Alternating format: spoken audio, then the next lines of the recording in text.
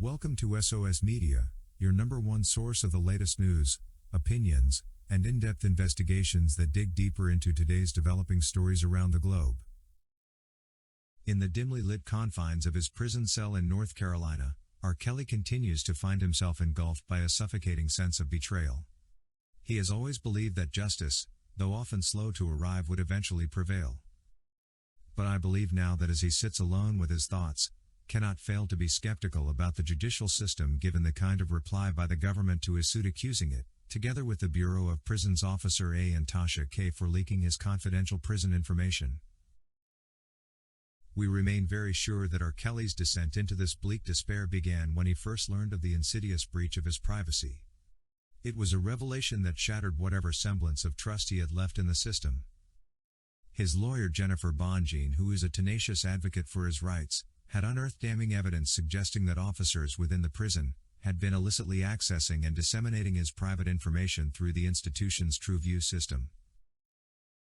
TruView, touted as a sophisticated monitoring tool designed to enhance security within the prison, had instead become a conduit for the violation of R. Kelly's most fundamental rights. It was supposed to safeguard his privacy but not to lay it bare for all to see. Yet somehow, his personal details had been leaked to the public, leaving him exposed and vulnerable to the prying eyes of his haters. With a mixture of outrage and determination, R. Kelly, through his attorney Bonjean, resolved to fight back against this flagrant injustice. They nonetheless knew that taking on the might of the United States government would be an uphill battle, but they refused to be cowed into submission. With lawyer Bonjean by his side, R. Kelly embarked on a legal crusade to hold those responsible for his ordeal to account. The lawsuit they filed against the government for sure sent shockwaves through the corridors of power. It was a bold move, one that demanded answers and accountability in equal measure. For R. Kelly and his supporters, it was about more than just seeking recompense for the harm he had suffered, but also about reclaiming his dignity and restoring his faith in the rule of law. As the case unfolds, signs show that it will lay bare the systemic failures that have allowed such abuses to occur unchecked. The TruView system, once hailed as a groundbreaking innovation in prison security, was now revealed to be riddled with vulnerabilities that made it susceptible to exploitation. Officers entrusted with upholding the law had instead become complicit in its violation, betraying the very principles they had sworn to uphold. But through it all, R. Kelly has refused to be silenced. His voice from the prison walls of Butner is ringing out loud and clear in the sanctified halls of justice. He speaks not only for himself but for all those who have been wronged by a system that had lost sight of its duty to protect and serve. Though the scars of his ordeal will never fully heal, R. Kelly will take solace in the knowledge that his struggle had not been in vain. Through his courage and perseverance, he for sure will expose the dark underbelly of the criminal justice system and pave the way for a brighter and more equitable future.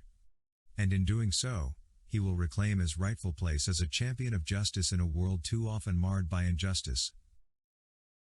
As the legal battle wages on, the government, which is represented by a team of seasoned attorneys, has adopted a defensive stance. While acknowledging the existence of an investigation into the alleged breach of privacy within the TruView system, they are vehemently denying any wrongdoing on the part of the authorities. Their argument, as depicted in their reply, rests on a series of carefully crafted denials and deflections, designed to cast doubt on the veracity of R. Kelly's claims. They seem to be pointing to procedural safeguards purportedly in place to prevent unauthorized access to inmate data, emphasizing the rigorous training protocols undergone by prison staff. They also seem to argue that any breaches that may have occurred were isolated incidents, the actions of a few bad actors rather than indicative of systemic failures. Moreover, they unfortunately seem to seek discrediting R. Kelly himself, painting him as a disgruntled inmate in quest of shifting blame for his predicament onto others. They tend to highlight his unrelated criminal history to cast aspersions on his character in an attempt to undermine his credibility as a plaintiff and witness. In the face of such formidable opposition, R. Kelly and his legal team find themselves locked in a protracted legal battle that will call for fighting tooth and nail for every inch of ground they will gain. All that we are sure of is the fact that Bonjean is prepared to give evidence, called witnesses, and mount impassioned arguments in defense of R. Kelly's rights.